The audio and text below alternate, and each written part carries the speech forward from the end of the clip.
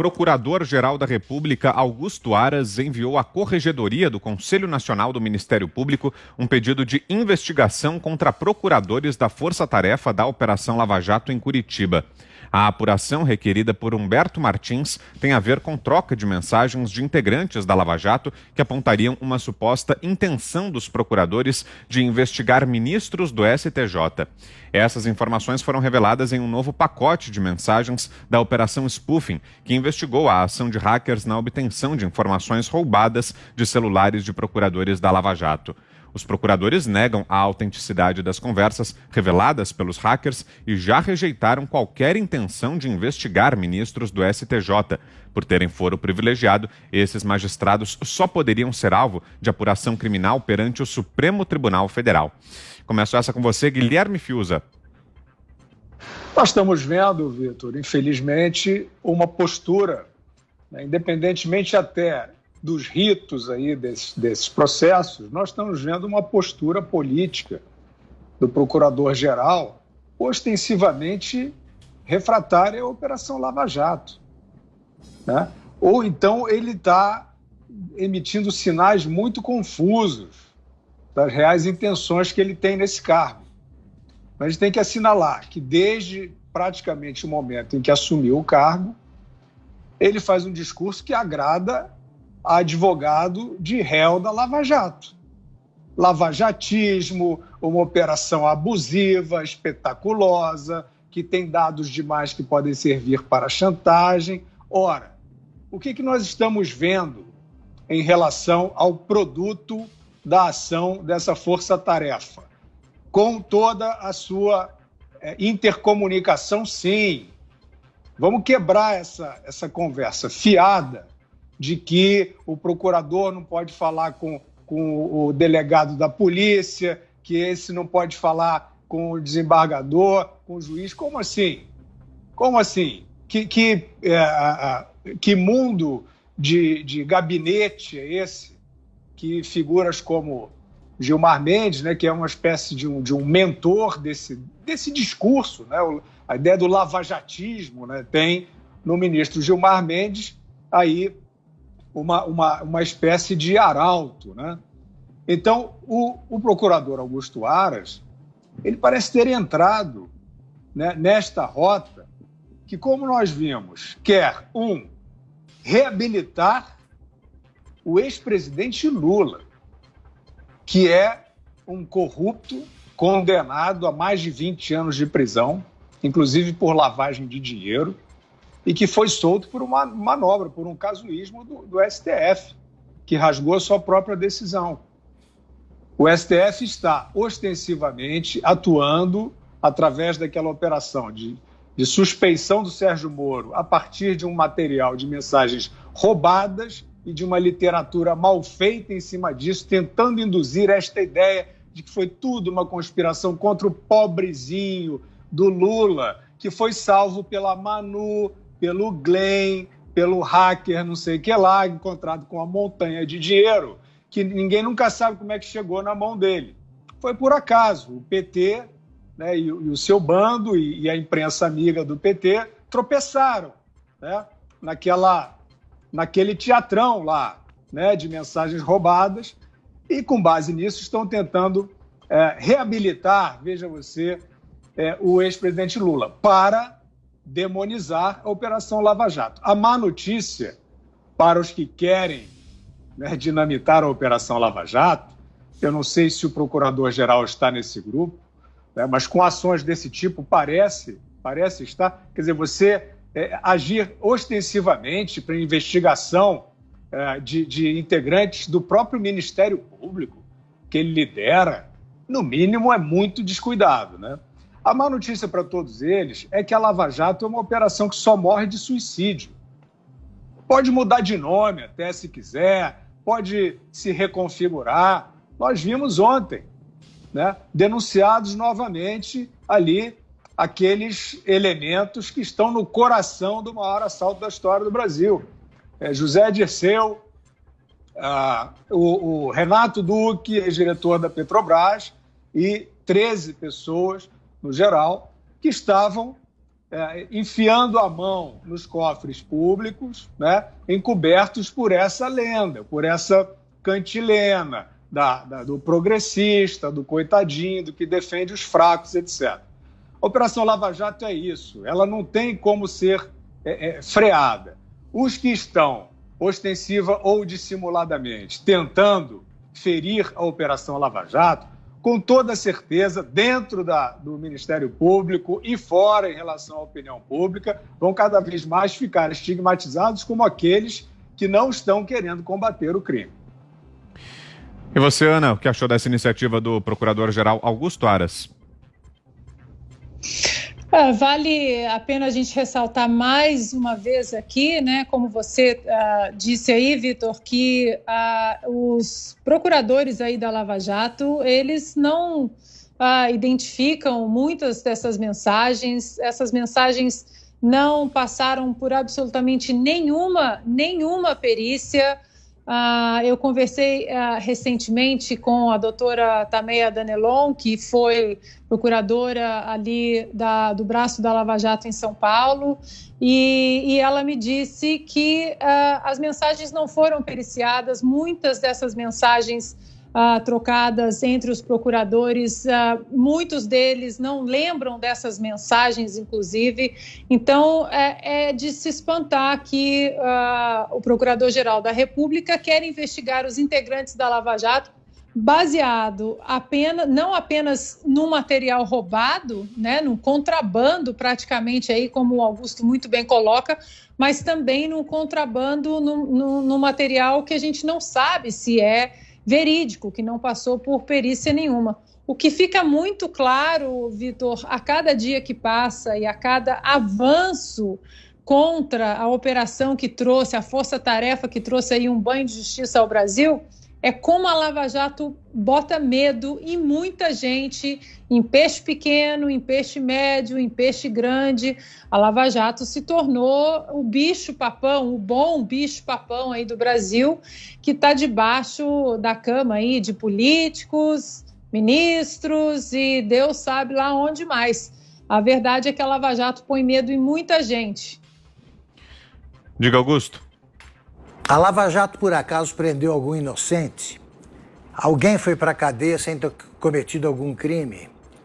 O grande problema é que a Lava Jato prendeu figurões. Esse é que é o problema no Brasil. No Brasil, até a Lava Jato, todos eram iguais perante a lei, mas alguns eram mais iguais que os outros. A partir da Lava Jato, esse negócio mudou. E esse é um pecado num país que sempre cultuou a impunidade dos criminosos engravatados, né? Esses grandes empreiteiros e os bandidos do PT que estavam no poder. Quem é que se cumpre a lei? São os procuradores da Lava Jato, os juízes da Lava Jato, os que julgaram os casos ou os réus. Quem é que tem culpa? Isso aí, se você olha, você entrega esse caso para um estagiário do FBI americano, ele resolve em um dia que isso aqui é bandido, o resto não. Só que no Brasil nós temos, eu repito, temos uma nova forma de faroeste, né? O faroeste brasileiro, quando começou, era só bandido perseguindo o xerife, né? O mocinho da história. Aí você piorou de um tempo para cá, a coisa piorou porque os bandidos que perseguiam os xerifes e os mocinhos passaram a contar com o apoio ostensivo dos juízes. Dos juízes, quer dizer, do que deveria entender o trabalho do colega de profissão. O Aras está cansado de saber que promotores e juízes conversam. Está falando sobre aquele material que fala do processo do Lula. Eles conversam antes, ou às vezes durante qualquer julgamento, porque o promotor ele não acusa apenas, às vezes ele pede absolvição. Então isso é comum. Eu tive um irmão promotor, ele conversava com o juiz o tempo todo. O Aras sabe disso. Agora vamos lá, pingos os is. Nenhum ministro, de instância superior merece investigação? Não. Mas o que aconteceria se alguém hackeasse os recados trocados pelos ministros do Supremo, sobretudo os que pertencem à mesma bancada, liderada pelo Gilmar Mendes, durante um julgamento que faz aumentar a audiência da TV Justiça? Que tal? Porque na conversa, e é aí que aparece o cinismo deles, o farisaísmo, né, ao fingir espanto diante das mensagens trocadas pelos engajados na Lava Jato, digamos que sejam verdadeiras, né? Vamos dar o benefício dessa dúvida aí, ou dessa certeza que os juízes têm do Supremo. Eles falavam certamente de coisas íntimas, particulares. É normal, numa conversa que você fala. Né? Brasileiro fala mal até da mãe, conversas com amigos. Por que não? Por que não? Eles estão abrindo tudo isso. Agora, por que eles tolerariam a quebra do sigilo das mensagens que eles trocam? Não, claro que não. Quando apareceu alguma suspeita de interceptação ilegal de telefonemas, eles ficaram apavorados. Agora, quanto aos procuradores e juízes que apenas procuravam desbaratar o maior esquema corrupto da história, esse estudo deve ser divulgado, deve ser entregue a bandidos, porque o Brasil virou um país pelo avesso. Os juízes que soltam culpados, caso do Zé Dirceu, querem agora prender os que cumpriam a lei. Então é um país muito doido, graças a quem não tem nada de doido, não. Tem muita de malandro. Para fecharmos, com você. Ô, Vitor, desde o início eu falo aqui sobre o direito à privacidade e como são as comunicações entre pessoas que são amigos e, enfim, a comunicação diária. Todas as constituições brasileiras recepcionaram exatamente este sigilo de comunicação. Desde bilhetes, cartas, sempre foi crime violar correspondência, para se ter uma ideia da importância, né? E depois, evidentemente, com o desenvolvimento das comunicações, violar caixa postal de e-mails, violar telefonemas, né, violar sigilo telefônico e assim por diante. Já se questiona, e até no Supremo, sobre o sigilo de uma agenda de uma secretária, para se ter uma ideia como as comunicações são importantes. Então, informação é muito importante, porque pode ser origem de chantagem, pode ser, enfim, origem para desentendimentos. Eu já disse aqui que até mesmo casamento teria dificuldade se houvesse uma abertura total de contas bancárias, de telefonemas, porque um colega de trabalho, uma colega que manda um beijo querido, pode ser identificado como uma traição pela esposa e, na verdade, um gesto carinhoso de amigos enfim, de pessoas que convivem. Isso pode provocar desentendimentos. E esses desentendimentos caíram pesados demais nesse processo de roubo de mensagens de poderosos. Até o presidente da República, isso está sendo esquecido, foi hackeado por esses bandidos que foram presos e Renan Calheiros apresentou um projeto para anistiá-los, né? Os que fizeram esse hackeamento. Isso sempre rondou por aqui. Gilmar Mendes destilou ódio ali nós passamos aqui naquele julgamento ali sobre imparcialidade, o uso das mensagens pelo ex-presidente Lula, que será julgado da imparcialidade do ex-juiz Sérgio Moro, né? Porque ele está convencido, ninguém tira da cabeça dele, de que ele foi investigado pelo grupo da Lava Jato. Né? Ele disse que ele já falou, né, que a desconfiança e pediu para a Polícia Federal ver de que investigaram a mulher dele, o escritório, o gabinete da mulher dele, enfim, que ele foi investigado. E agora isso aí, a grande questão é sobre o STJ. Conversas ali indicariam, e veja bem, são frases soltas que não indicam nada, de que o pessoal da Lava Jato estaria investigando ministros do STJ, Superior Tribunal de Justiça.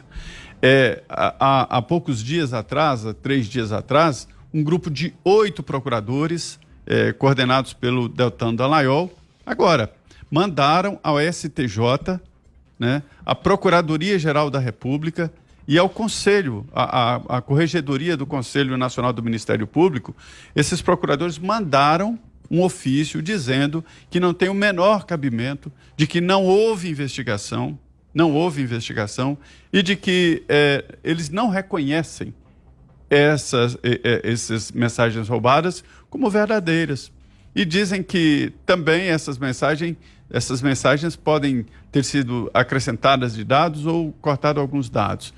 O ministro do Supremo, Ricardo Lewandowski, garante que as mensagens foram periciadas e que a continuidade das mensagens foram checadas e que elas representam a realidade. Como não há nenhum pedido oficial de nenhuma perícia desse tipo. Então, veja bem como eu tenho razão quando eu digo que nem casamento sobrevive a uma abertura de sigilos, não porque a pessoa faz errado, mas porque há desentendimento, né?